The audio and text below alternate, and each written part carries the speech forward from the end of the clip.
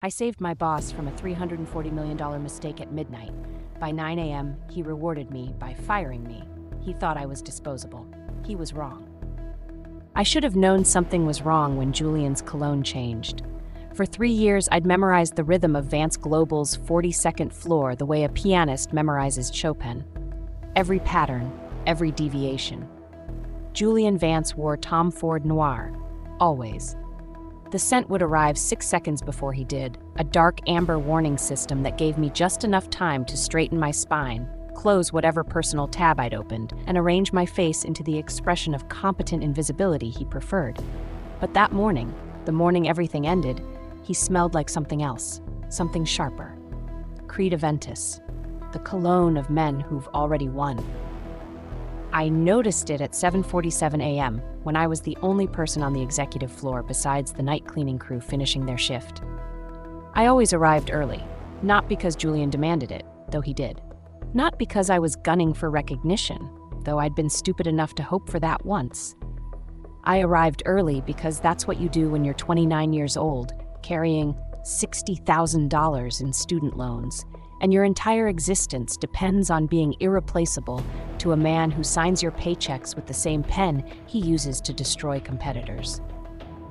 The elevator opened with its familiar hydraulic sigh, a sound like money breathing, and I stepped onto floors so polished I could see the reflection of my own exhaustion. Marble. Imported Italian marble that cost more per square foot than my monthly rent. The Vance Global logo stretched across the reception wall in brushed steel letters, each one taller than I was. The kind of logo that doesn't need to announce itself. If you didn't know what building you were in, you couldn't afford to be here. My desk sat outside Julian's office like a sentry post. Dual monitors. Herman Miller chair that some ergonomics consultant had insisted would prevent spinal compression. A small succulent plant I'd bought myself last year, already half dead because I kept forgetting that even plants need something from you. I set down my coffee, bodega coffee, the kind that comes in the blue and white Greek cup, because the executive espresso machine required a key card I didn't have, and powered up my computer.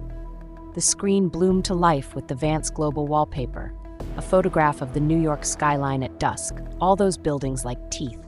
My inbox had multiplied overnight, 147 new emails. I began the triage I performed every morning, sorting them into categories.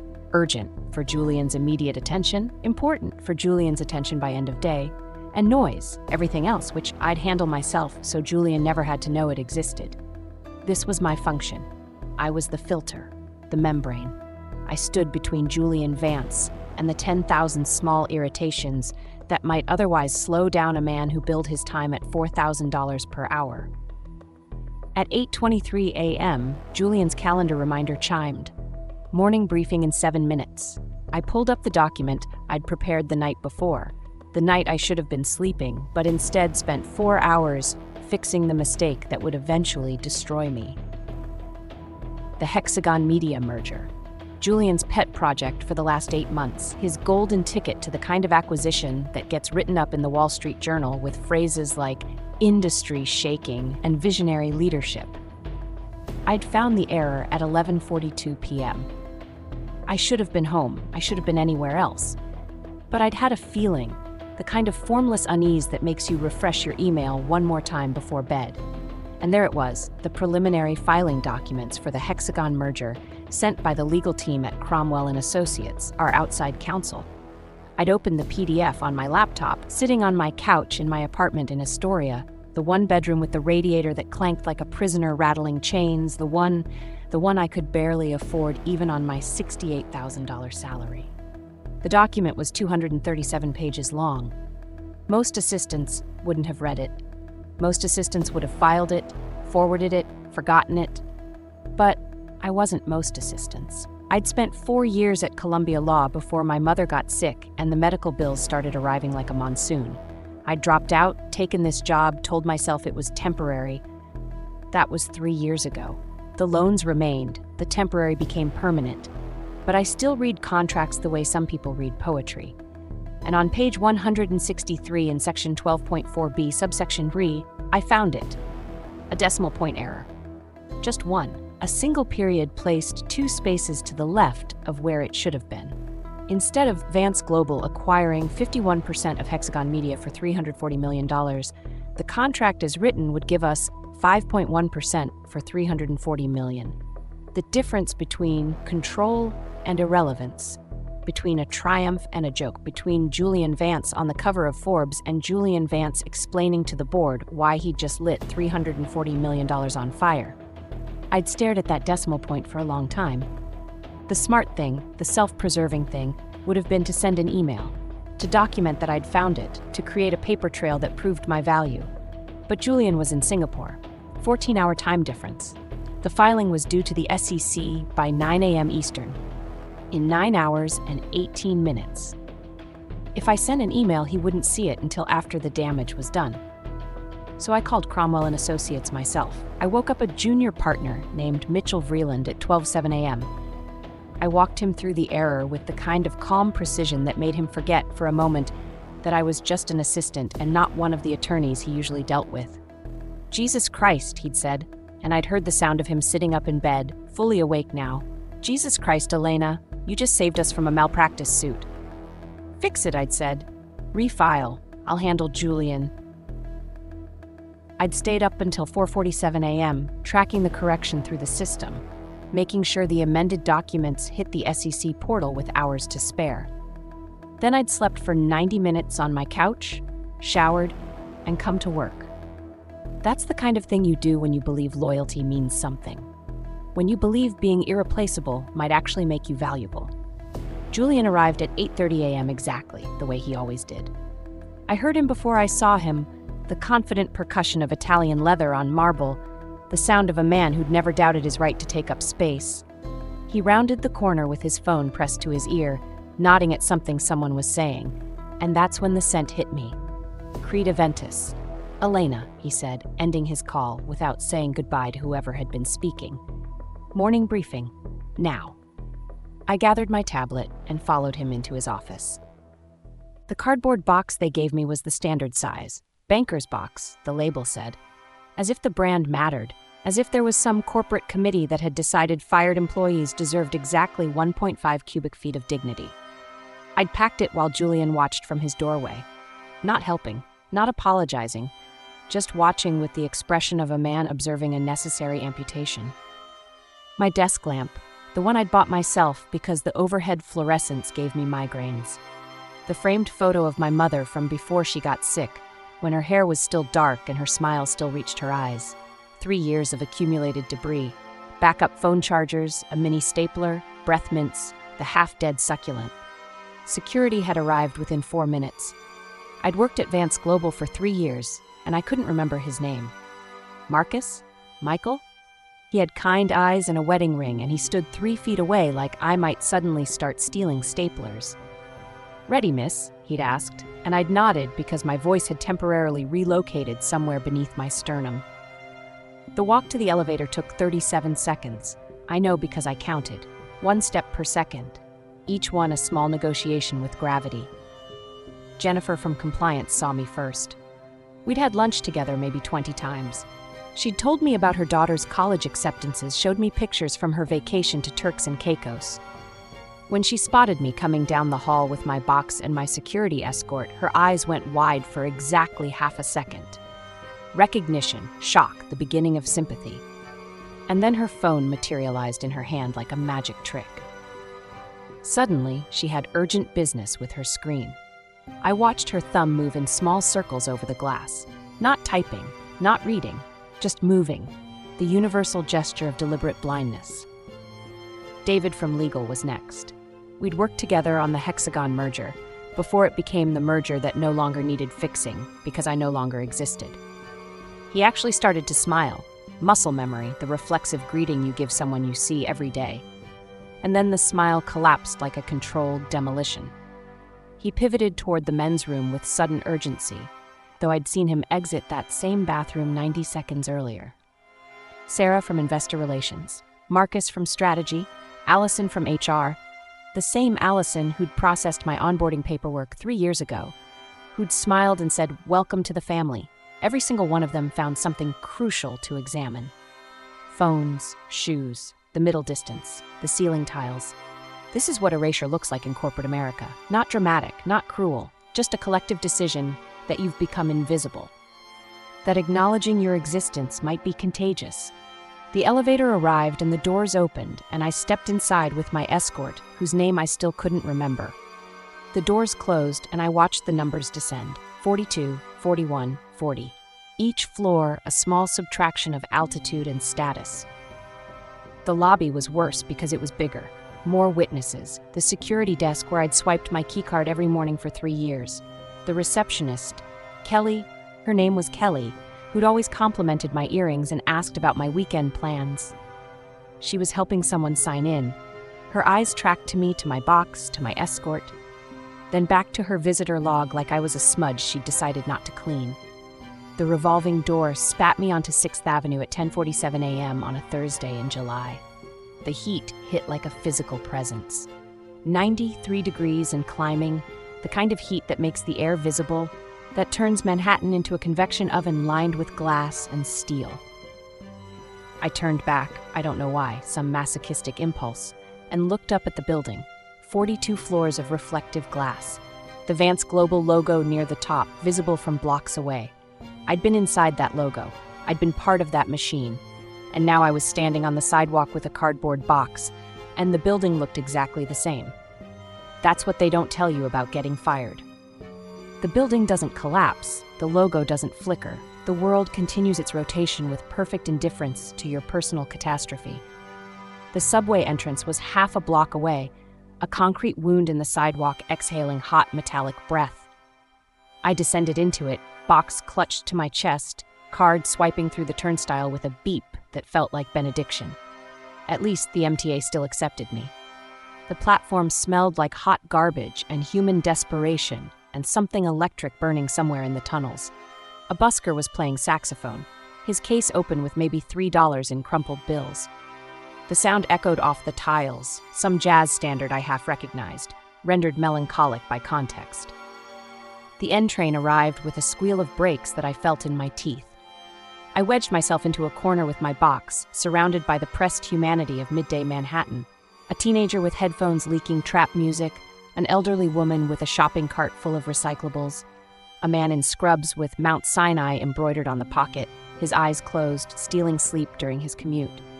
Nobody looked at me, but this time it felt like mercy. 3 days later, I was standing in Key Food on Steinway Street doing calculus with my remaining dignity. The fluorescent lights were different here. Not the expensive recessed LEDs of Vance Global, the ones that cost $800 per fixture and created the illusion of natural daylight. These were the old kind, the kind that buzzed like trapped insects and turned everyone's skin vaguely corpse-like. I had a shopping basket, not a cart. The distinction felt important. Carts were for people with futures. Carts were for people who could afford to think in terms of weekly meal planning and bulk purchases and the kind of optimism that comes from assuming you'll still be able to pay rent next month. Baskets were for people doing triage. In my basket, a loaf of white bread on sale, $1.99, a jar of store-brand peanut butter, $3.49, a bag of rice, 5 pounds, $4.99, and just one tomato that I'd selected with the kind of care usually reserved for engagement rings. Not too soft, not too expensive, 49 cents. I was standing in front of the eggs when the math started getting complicated. My checking account contained $127.43. I knew this because I'd checked it that morning, and yesterday morning, and the morning before that, each time hoping the number might have spontaneously multiplied like some kind of digital miracle. It hadn't. Rent was due in 11 days, $1,850. I had first month, last month, and security deposit tied up in that apartment, which meant walking away wasn't an option unless I wanted to add eviction to my growing collection of catastrophes. Unemployment would take another 2 weeks to process, assuming I'd filled out the forms correctly. Assuming Julian didn't contest it, assuming the state of New York's bureaucratic machinery hadn't ground to its usual halt, which meant $127.43 had to stretch across 11 days, $11.27 per day, divided by 3 meals, $3.75 per meal. Except it wasn't really 3 meals. I'd stopped eating breakfast on day 2, when I realized that hunger was more tolerable than the math. The eggs were $4.89 for a dozen. Large, grade A. I picked up the carton and did the mental accounting. 40 cents per egg. 6 eggs would be $2.40. Protein. Actual protein. I could stretch 6 eggs across 3 days if I was careful. 2 eggs per day, scrambled with nothing, eaten standing at my kitchen counter because sitting down to eat alone felt too much like admitting something I wasn't ready to admit. But $4.89 plus the $10.96 already in my basket equaled $15.85. I had $12 in cash in my wallet. The rest was in my checking account, accessible via the debit card in my pocket. The card that worked, the card that hadn't been declined yet. I put the eggs in my basket anyway. There was laundry detergent on my list.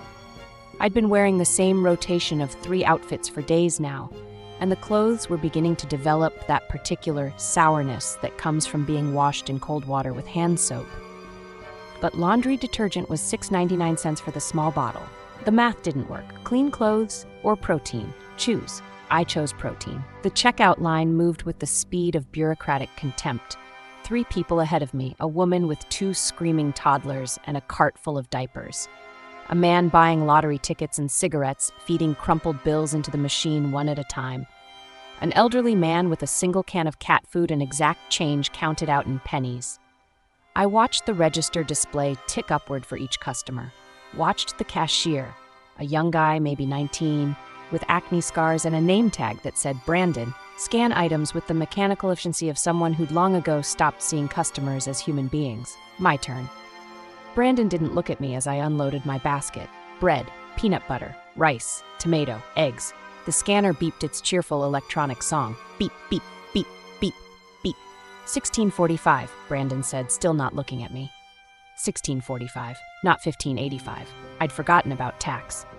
The number appeared on the display screen like an accusation. $16.45, 60 cents more than I'd calculated. 60 cents that existed in the gap between my careful math and reality's refusal to cooperate with poverty. I said, and my voice sounded strange. Too high, too thin. I need to. Can you take off the eggs? Brandon sighed. The kind of sigh that contained entire volumes about the inadequacy of his minimum wage and the burden of dealing with people who couldn't afford their groceries. He picked up the eggs and scanned them again, this time with the red cancel gun. Beep. A different tone, subtractive. $12.06, he said. I pulled out my debit card. My hand was shaking slightly. Adrenaline, humiliation, the particular cocktail of chemicals that comes from being 29 years old and being defeated by eggs. I inserted the card into the reader. The machine thought about it. The machine took its time. Processing, the screen said. Brandon was already scanning the next customer's items. A woman with a gallon of milk and a pack of gum. She was looking at her phone, not at me, but I could feel her impatience like radiation. Processing. I'd done this math. I'd checked my account, $127.43. The debit would be $12.66. That left $115.37. The math worked. The math had to work. Declined. The beep was different this time, louder, more final. The kind of sound that carries. Try again, Brandon said, bored. I tried again. Same card, same reader, same prayer to whatever deity governs checking accounts in the poverty line. Processing. Declined. You got another card? Brandon asked. I know. I don't understand. There should be. But I did understand. Somewhere between this morning's account check and this moment, something had processed. Some automatic payment I'd forgotten. Some subscription service that charged $15.99 on the 23rd of every month.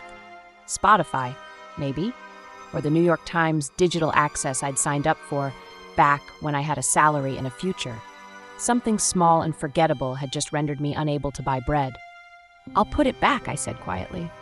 Brandon didn't respond. He'd already voided the transaction with 3 keystrokes that sounded like judgment. I left the eggs, I left the rice, I left the tomato.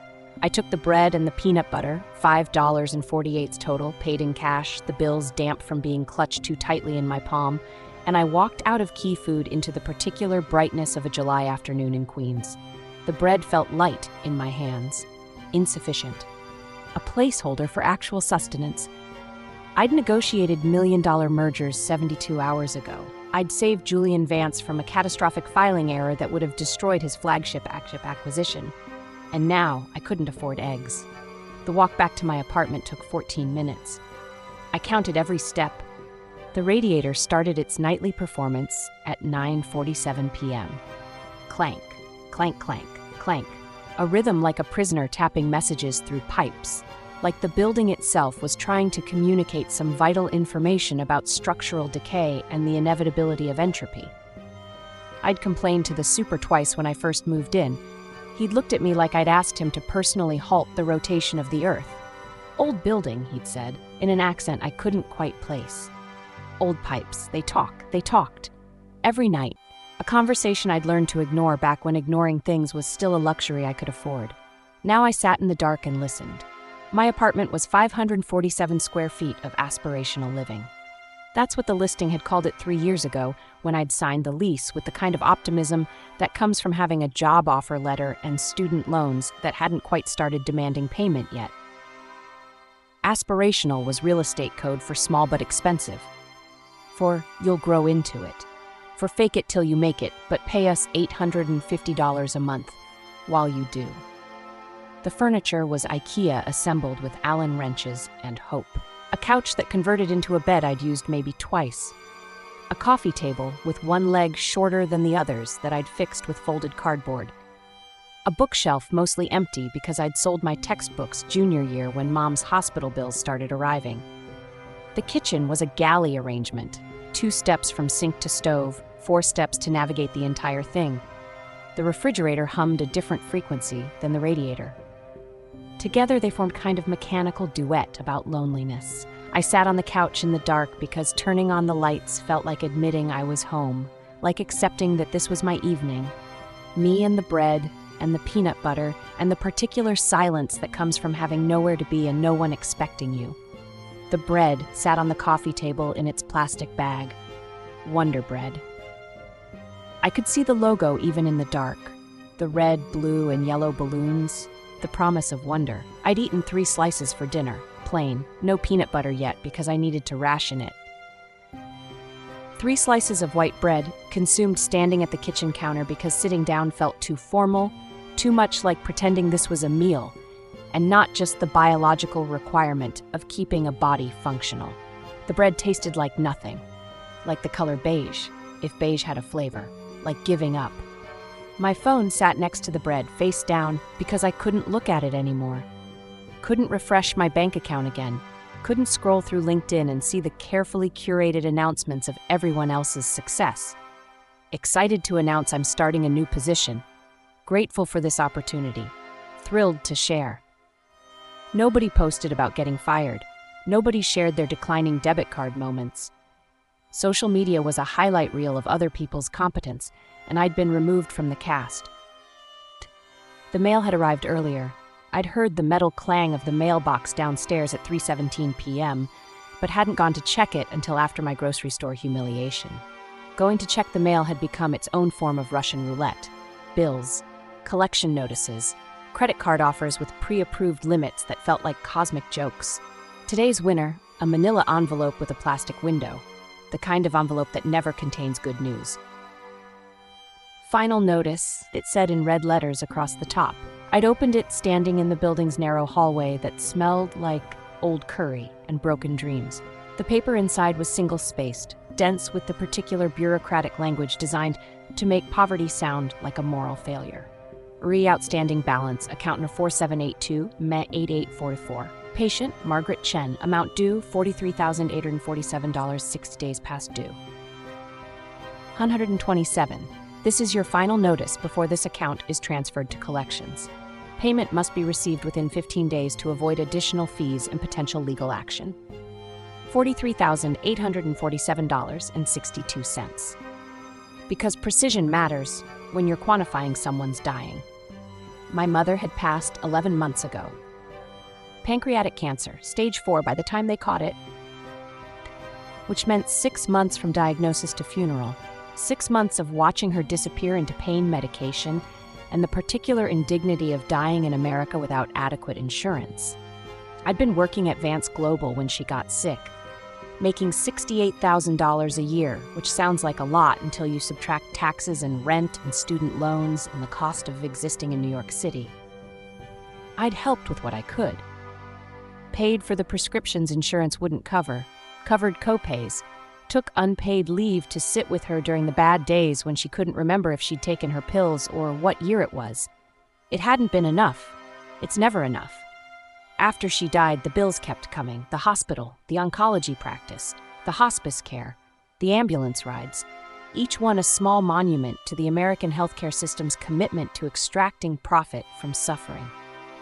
I'd been making payments, small ones, $50 here, $100 there, whatever I could spare after rent and food and the minimum payments on my student loans. The hospital billing department had been patient at first, then persistent, then threatening, and now, final notice. 15 days. I sat in the dark and held the letter and felt something crack inside my chest.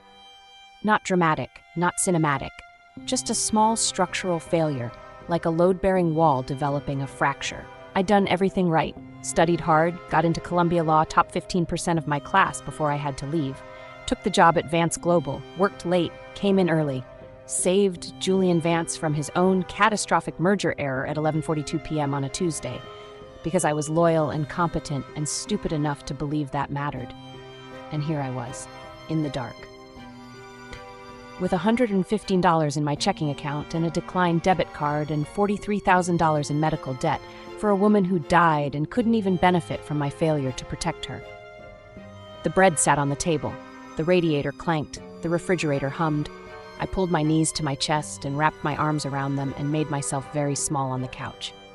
This is what rock bottom looks like. Not dramatic, not cinematic. Just quiet, just dark. Just the sound of old pipes and your own breathing and the realization that you have nothing left to lose because there's nothing left to take. I thought about calling someone. But who? My friends from law school had continued on without me, graduating, taking associate positions at firms where they worked 100-hour weeks and complained about the stress while collecting six-figure salaries. We'd lost touch, not dramatically, just gradually. The way you drift from people when your lives diverge and you have nothing in common anymore except memories of a shared past you can't afford to visit. My phone stayed face down. The bread stayed uneaten. The letter sat in my lap like a verdict. Somewhere above me, my upstairs neighbor was walking around. I could hear the creak of their floorboards, the muffled sound of a television. Normal life, regular existence. The kind of Thursday evening where you came home from work and made dinner and watched Netflix and didn't think about decimal points or declined debit cards or the particular mathematics of poverty. I'd forgotten about my grandfather. Not forgot exactly, but filed him away in the category of things I couldn't afford to think about. Arthur Blackwood, my mother's father, a man I'd met maybe 6 times in my entire life, all of them brief, all of them strange. He'd never approved of my father, had cut my mother off when she married him. Some old-world prejudice about race or class or the particular way my Chinese mother had dared to choose her own path. They'd reconciled, barely in the last years of her life. Awkward visits, strained phone calls, the kind of relationship held together by obligation and the knowledge that time was running out. He was in a nursing home now, somewhere in Long Island. Sunrise Meadows or Sunset Gardens, or one of those names that promised pastoral peace while delivering institutional decay. Advanced dementia, mostly nonverbal, the kind of slow erasure that happens when the brain forgets how to be a person. I hadn't visited in months. There was always a reason. Work, money, the 2-hour commute on buses that ran late, the particular emotional exhaustion that comes from visiting someone who doesn't remember you and probably won't notice you're there. But now I had nothing but time, and tomorrow was Friday. The bus to Long Island ran every hour.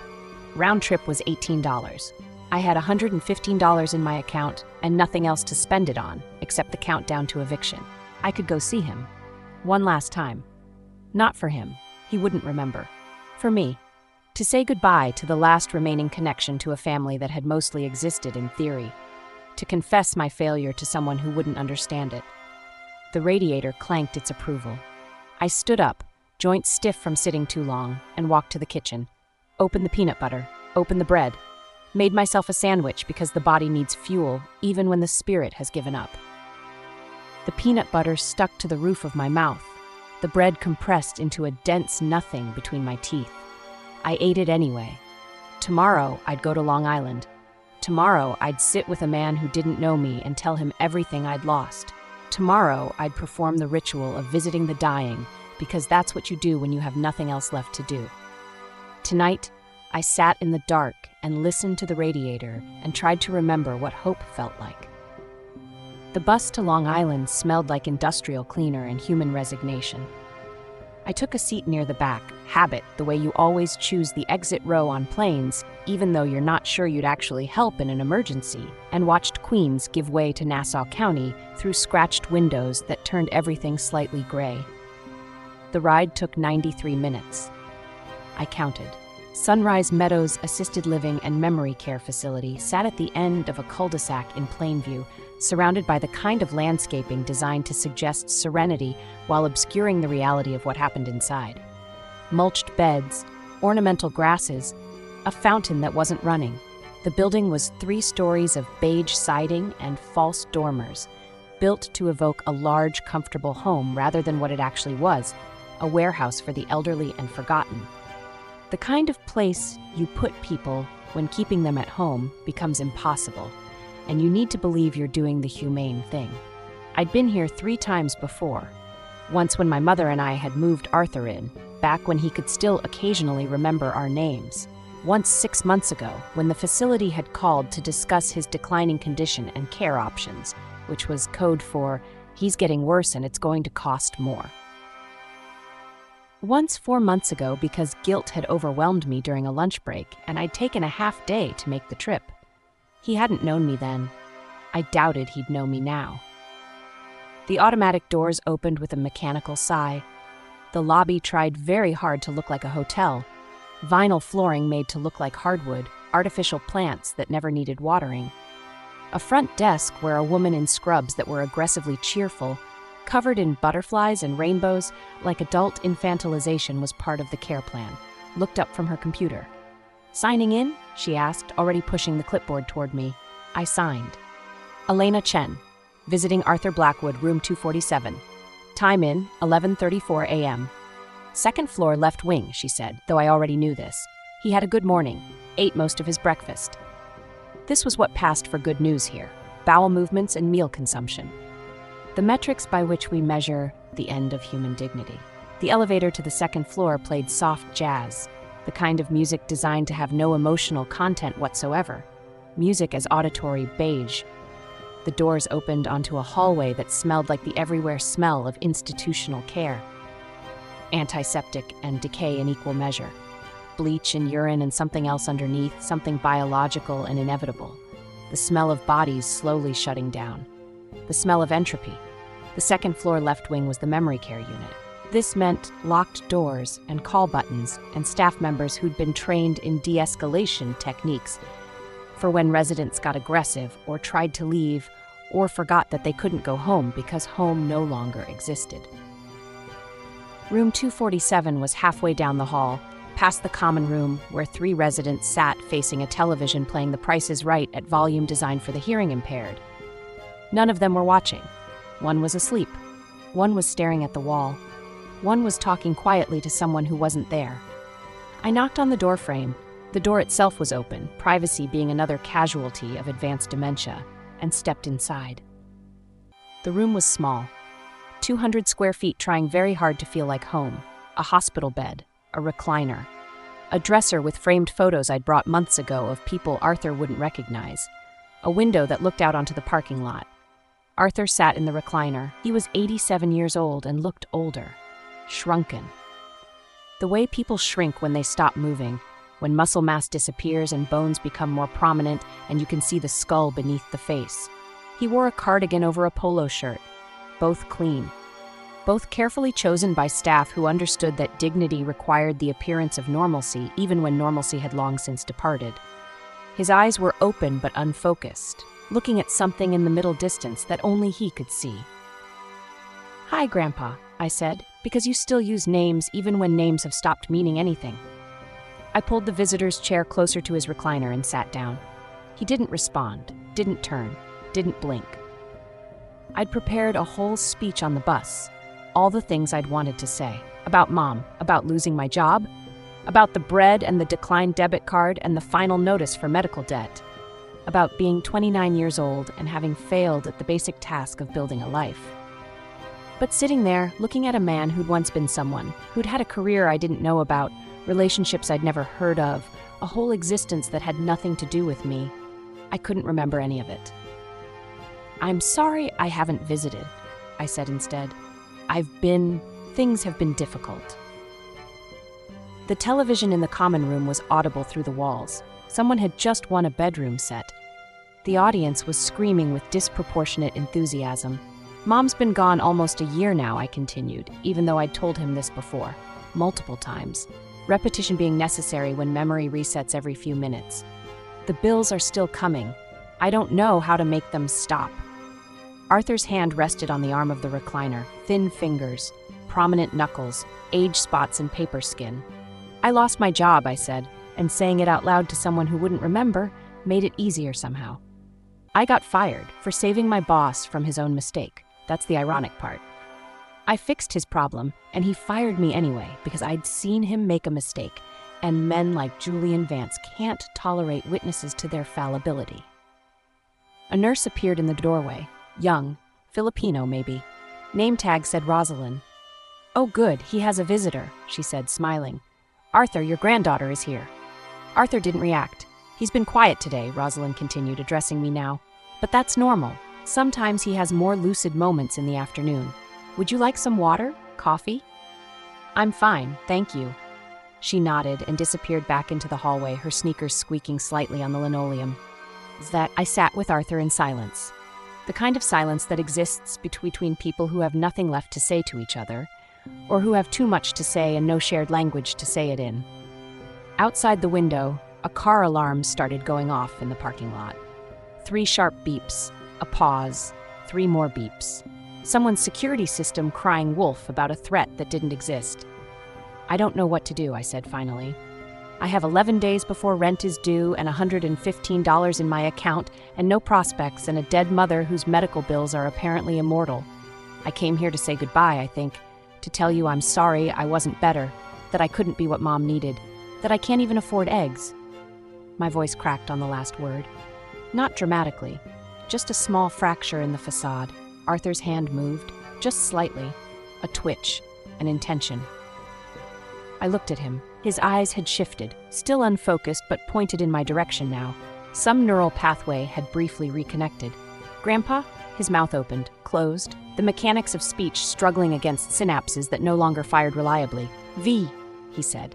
His hand moved again, reaching, toward me. I took his hand. His fingers were cold and dry and surprisingly strong when they closed around mine. "Velvet," he said, clearer now. "The velvet box. I don't understand." "Daniel," he said. His grip tightened. "Daniel Ward, attorney, the velvet box for Margaret's daughter." Margaret was my mother. I was Margaret's daughter. What velvet box? But the moment was already passing. I could see it in his eyes, the brief clarity fading like a signal losing strength. His hand loosened. His gaze drifted back to the middle distance. "Grandpa, what velvet box? Who is Daniel Ward?"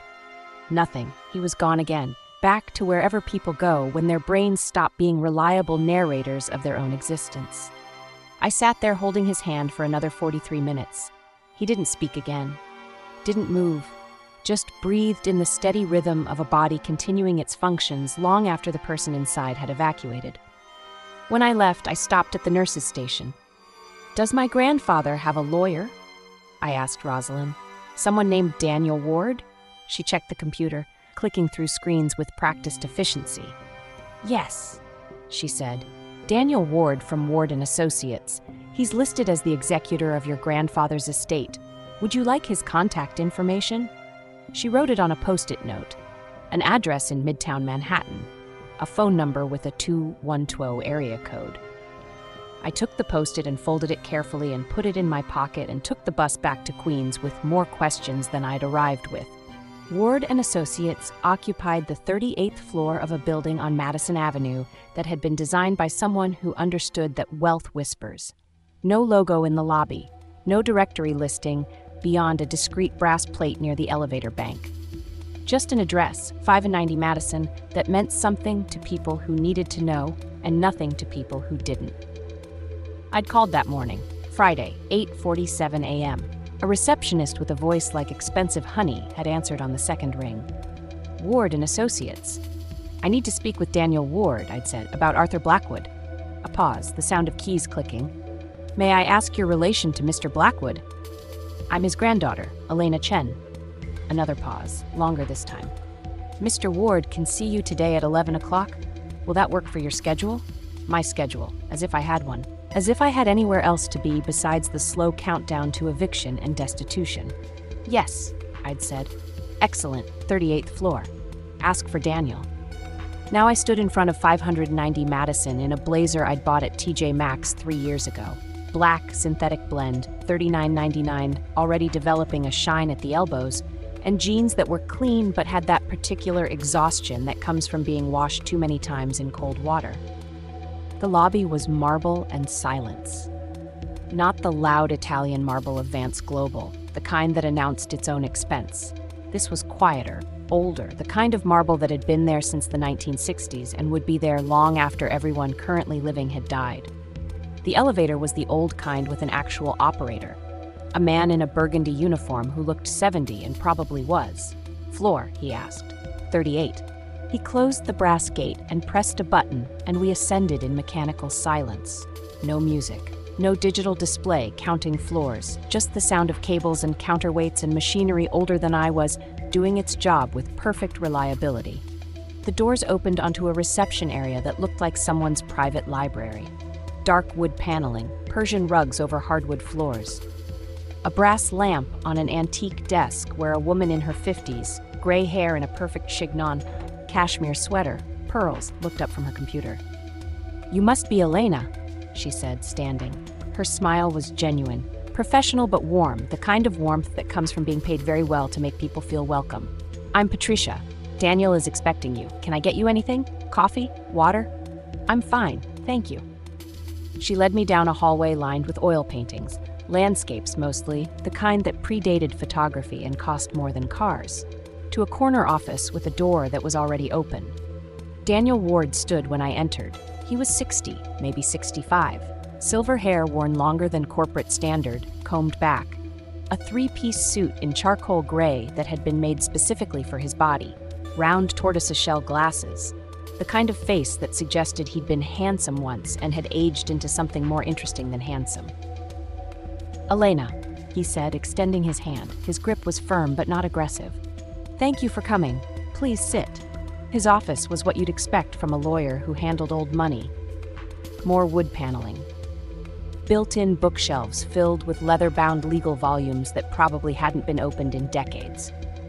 A partner's desk that looked like it had witnessed a century of confidential conversations. 2 leather club chairs positioned in front of it. I sat in one. The leather exhaled softly beneath me, broken in by decades of previous occupants. Daniel returned to his chair behind the desk. Between us sat a velvet box, dark blue, about the size of a hardcover book. It looked old. The velvet had that particular luster that comes from age and careful handling. I'm sorry for your grandfather's condition, Daniel said. Arthur and I have known each other for 40 years. Watching his decline has been difficult. I didn't really know him, I admitted. He and my mother were estranged for most of my life. Yes, he told me, it was one of his great regrets. Daniel folded his hands on the desk. He also told me that when the time came, I was to contact you, Margaret's daughter, his only grandchild. The time for what? Daniel reached for the velvet box and turned it so it faced me. Your grandfather was a very private man, very successful, very careful. He built an empire that most people never knew existed because he preferred it that way. No press, no profiles, just silent ownership and strategic control. I waited. My heart was doing something complicated in my chest.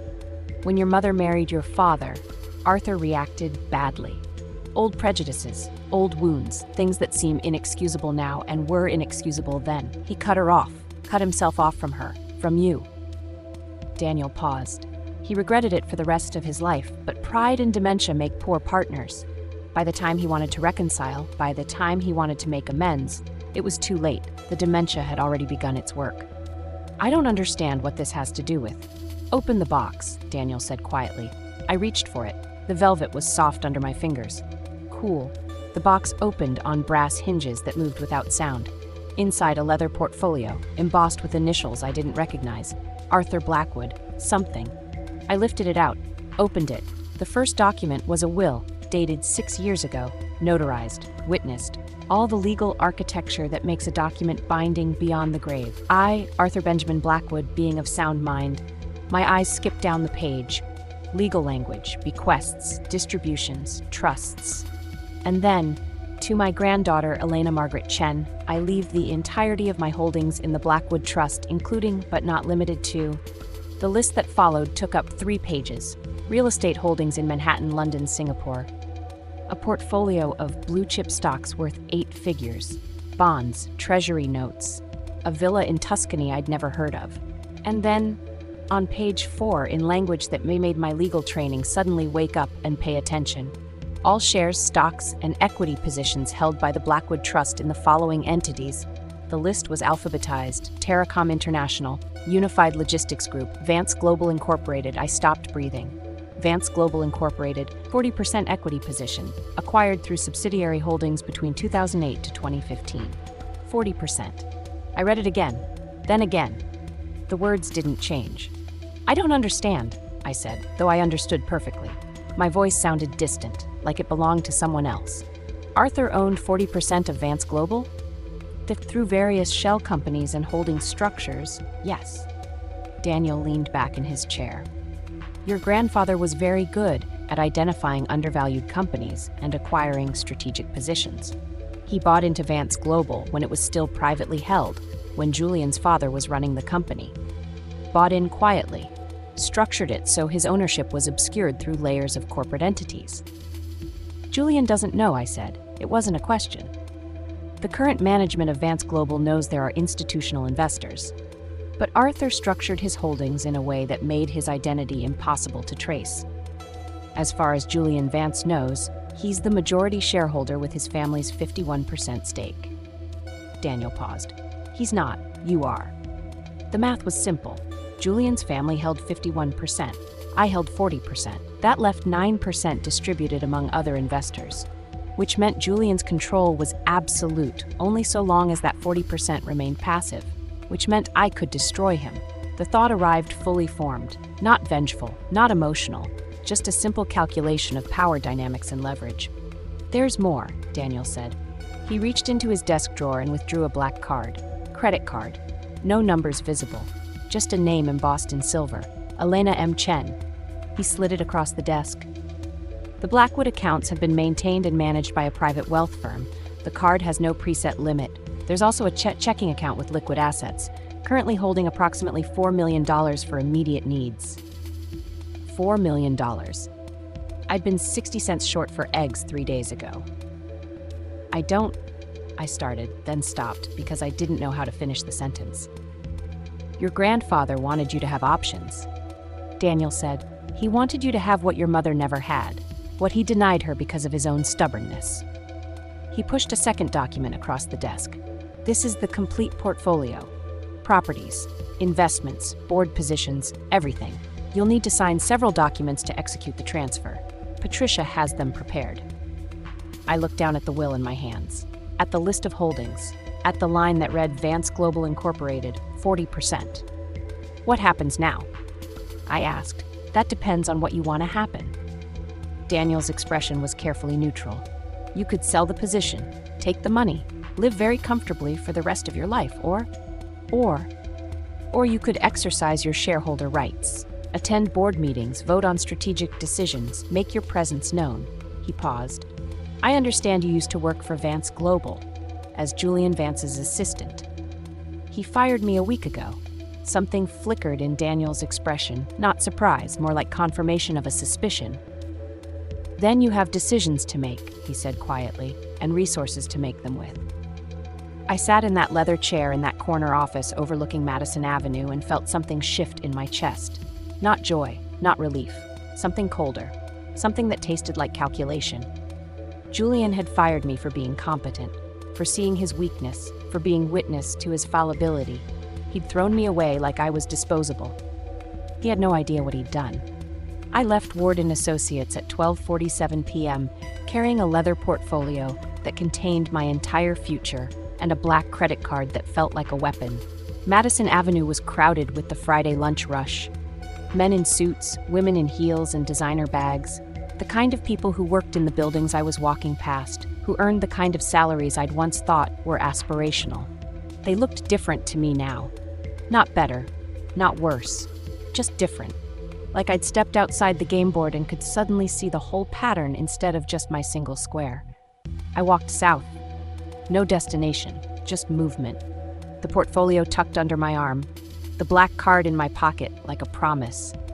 $4 million in liquid assets, 40% of Vance Global. Properties I'd never seen, investments I didn't understand yet, a villa in Tuscany that existed somewhere beyond my current comprehension of reality. 24 hours ago, I'd been counting change for eggs. Now I was a majority shareholder in a Fortune 500 company. The cognitive dissonance was extraordinary. I found myself standing in front of Bergdorf Goodman at 57th Street. The windows displayed clothes that cost more than my monthly rent used to be. Used to be. Past tense. Because rent didn't matter anymore, did it? The thought was dizzying. I walked inside. The store smelled like money. Not literally. But there's a particular scent that expensive retail environments cultivate. Fresh flowers, leather, something subtly perfumed in the air conditioning. The olfactory equivalent of exclusivity. A sales associate materialized. Woman, 50s, immaculate, black dress, subtle jewelry. The kind of person who'd been trained to assess a customer's net worth within 3 seconds of visual contact. Her eyes traveled over my TJ Maxx blazer, my exhausted jeans. The assessment was complete before she spoke. Can I help you find something? Polite, professional, dubious. I need a suit, I said. Something for boardroom meetings. Dark, well-made, nothing that communicates apology. The associate's expression shifted, recalculating. Of course. What's your budget? I pulled out the black card. No numbers, no bank name, just my name in silver embossing. Her eyes widened slightly. Just a flicker. Professional composure reasserting itself immediately. Right this way. She led me to the 4th floor. Contemporary professional wear, racks of wool and silk and fabrics I couldn't name. Price tags that would have made me nauseous a week ago. What are we thinking? She asked. Classic? Modern? Armor, I said. She smiled. Actually smiled. I understand perfectly. For the next 90 minutes, I tried on suits. Not dresses, not outfits. Suits. The kind of suits that corporate men wear when they need to project authority without saying a word. A Tom Ford in charcoal gray with razor-sharp lapels. Too severe. A Stella McCartney in navy with a subtle pinstripe. Clothes, but too friendly. A Giorgio Armani in black, constructed. Architectural. The kind of suit that made your spine straighter just by wearing it. This one, I said, looking at myself in the three-way mirror. The woman looking back at me was someone I didn't quite recognize. Same face, same body, but different. The suit had transformed something fundamental. I looked like someone who made decisions. Someone who walked into rooms and changed them. Someone Julian Vance would have to take seriously. Excellent choice, the associate said. And shoes? Christian Louboutin pumps, black, 4-inch heels, the red sole visible with each step like a signature. A Burberry trench coat because the weather was turning and because I could. A leather briefcase, Valextra Italian, the kind of bag that got better with age, because the worn canvas tote I'd been carrying felt like a relic from a previous life. The associate rang everything up at the register. Her fingers moved over the keyboard with practiced efficiency. That'll be $8,472, she said. $8,000. I'd been declined for $12 worth of groceries. I handed her the black card. She swiped it. The machine thought about it for maybe 2 seconds. Approved. The receipt printed. She placed it in front of me with a pen. I signed my name, Elena M. Chen. The signature looked different somehow, more confident, like even my handwriting had updated to match my new reality. Would you like these delivered, or will you wear them out? I'll wear them, I said. I changed in the dressing room, left my old clothes folded on the bench, the TJ Maxx blazer, the exhausted jeans, the flats with the worn heels. I almost took them with me. habit. The poverty mindset that makes you save everything because you might need it later. Then I left them there. When I emerged, the associate had already bagged my other purchases. She handed me the Velextra briefcase, already loaded with the trench coat and an extra pair of heels, and smiled. "You look beautiful," she said. "I look dangerous," I corrected. Her smile widened. "Even better." I walked out of Bergdorf Goodman onto Fifth Avenue wearing $8,000 and carrying a leather portfolio that contained 40% of Julian Vance's world. The sidewalk felt different under my Louboutins. The sound of the heels on concrete, sharp, decisive, the percussion of purpose. People moved differently around me. Not dramatically, just slightly. The way pedestrians unconsciously part for someone who's clearly going somewhere important. I caught my reflection in a storefront window. The woman looking back was someone Julian Vance had never met. Someone he should have been afraid of all along. I kept walking. South on Fifth Avenue. Past the tourists taking photos. Past the hot dog vendors and the street performers and all the noise of Manhattan operating at full volume. My phone buzzed. I'd forgotten I had it. A text from an unknown number. "This is Patricia from Ward & Associates. Daniel asked me to send you the Vance Global Board meeting schedule. Next meeting is September 18th at 9 a.m. Shareholders with positions over 5% have automatic attendance rights. Let us know if you plan to attend." P. September 18th. 10 days away. I stopped walking. Stood on the corner of 5th and 52nd. Tourists flowed around me like water around stone. 10 days to prepare. 10 days to plan. 10 days before Julian Vance discovered that the assistant he'd fired, the woman he'd thrown away like she was nothing, now controlled enough of his company to destroy everything he'd built. I opened my new briefcase, pulled out my phone, dialed the number for Ward & Associates that Patricia had texted from. She answered on the second ring. Patricia speaking. "It's Elena Chen," I said. "Tell Daniel I'll be attending the board meeting." "Wonderful. I'll have the formal notice prepared and Patricia, I need Daniel to prepare something else. A full audit of Vance Global's financial position. Every acquisition, every debt instrument, every vulnerability. I want to know everywhere Julian Vance is exposed." A pause. "Then, I'll let Daniel know. Anything else?" "Not yet," I said. I ended the call and stood on that corner in my new suit and my dangerous heels and felt the full weight of what I was about to do. This wasn't about money. The money was just a tool. This was about something older. Something that had been building in my chest since the moment Julian had looked at me and decided I was disposable. This was about showing a man who'd never been questioned, never been challenged, never been held accountable. What happened when you underestimated the wrong person? I smiled. Then I started walking again.